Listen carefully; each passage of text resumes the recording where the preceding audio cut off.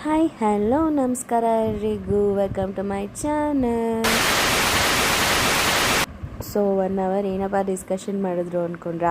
1 hour ನಾವು discussion ಮಾಡೋದಕ್ಕೆ time ಹೋಗ್ಬಿಡ್ತು. ಆ್ಯನಿವರ್ಸರಿ ಸೆಲೆಬ್ರೇಷನ್ ಆಗಿರೋದ್ರಿಂದ ಎಲ್ಲಿಗೆ ಹೋಗಬೇಕು ಏನು ಅಂತ ಇಬ್ಬರು ಡಿಸೈಡ್ ಮಾಡ್ತಾಯಿದ್ವಿ. ಯಾಕಂದರೆ ನಾನು ವರ್ಕಿಂದ ಬರೋಕ್ಕೆ ಅವರು ವೆಯ್ಟ್ ಮಾಡ್ತಾಯಿದ್ರು.